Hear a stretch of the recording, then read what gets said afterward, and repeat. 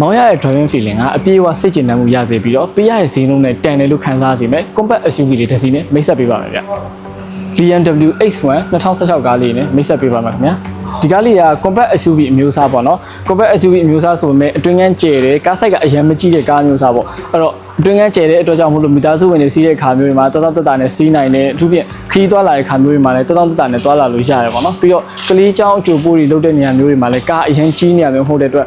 ကားပိုင်ကထိုးရမျိုးတွေလည်းလွယ်ကူတယ်မျိုးရင်းသွားလာတဲ့ခါမျိုးတွေမှာလည်းအရင်အဆင်ပြေရဲ့SUV အမျိုးအစားတွေမှာ fuel efficiency ကောင်းတဲ့ကားအမျိုးအစားဖြစ်တဲ့အတွက်ကြောင့်မလို့စီစားနှုန်းတက်တာတယ်ဒီတော့မြို့ရင်းမှာ daily use အနေနဲ့အသုံးပြုမယ်ဆိုလို့ရှိရင်အရင်အဆင်ပြေတဲ့ကားပေါ့ဒီကားကတော့ဒါကျွန်တော်တို့ဒီမှာ2စီးရှိတာပေါ့နော် X1 ကဒီအမဲလေးတစ်စီးရှိမယ်ခဲအောင်လေးတစ်စီးရှိမယ်ပေါ့နှစ်ခုစလုံးကတော့2016 model ပဲလက်ရှိ odometer လေးရနည်းနည်းကောင်းအောင်ပါပေါ့နော်ဒီကောင်ကတော့လက်ရှိဆို odometer 9000ဝန်းကျင်ပဲဒီကောင်ကတော့4000ဝန်းကျင်ရှိပါမယ်2.0 liter charge 4 cylinder engine နဲ့လာတဲ့ 8 speed automated transmission နဲ့မောင်းလို့ရပါတယ် horsepower အနေနဲ့ဆိုလို့ရှိရင်လည်း228 horsepower ထိထွက်ပါတယ်ဗျ0 to 60 mile per hour ကို 6.3 second နဲ့ရောက်သွားနိုင်တယ်ဆိုတော့ performance အပြင်လည်းကောင်းတဲ့ကားတစ်စီးပါ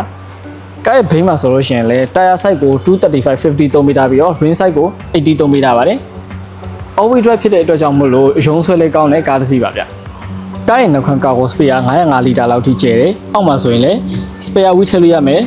အကန့်လေးထည့်ပေးထားတယ်ဒီဘက်မှာဆိုရင်လည်းပစ္စည်းအပူလေးထည့်လို့ရမယ်နေရာလေးရှိပါသေးတယ်ဗျ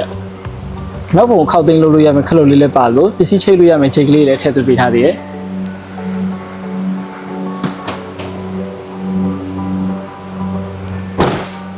အဲ့ထိုင်ကုန်မှာဆိုလို့ရှိရင်ဒါကိုတာလေတာအောင်မှာ brown color လေးအသုံးပြုပေးထားတယ်အရှိမဆိုလို့ရှိရင်လည်းအညူရောင်နဲ့အနက်ရောင်လေတာကို classic ဆန်ဆန်လေးပေါင်းစပ်ပေးထားတွေ့ရပါတယ်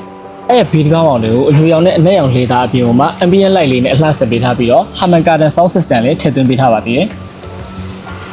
Air control cruise control driving mode မှာဆိုရင် sport comfort eco pro ဆိုပြီးတော့၃မျိုး changes လုပ်ပြီးမောင်းနှင်လို့ရပါတယ် head-up display လည်းပါဝင်ပါတယ်ဗျ5.6 inch ရှိတဲ့ infotainment screen aircon vent 2ခု sound controller aircon controller cup holder 2ခု sleep sensor နဲ့ downhill assist လို့ system လေးလည်းထည့်သွင်းပေးထားပါသေးတယ်နောက်ခန်းရဲ့ space ဆိုလို့ရှိရင်လည်းတော်တော်လေးကိုကျယ်ဝန်းအောင်တွေ့ရတယ်ဒီမှာဆိုလို့ရှိရင်လည်း ambient light လေးထည့်သွင်းပေးထားတယ်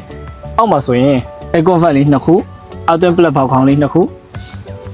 armrest လေးလည်းပါဝင်ပြီးတော့ကပ်ဖိုတာလေး2ခုနဲ့စာရွက်တွေသိမ်းဆက်လို့ရမယ့်နေရာလေးထည့်သွင်းပေးထားတယ်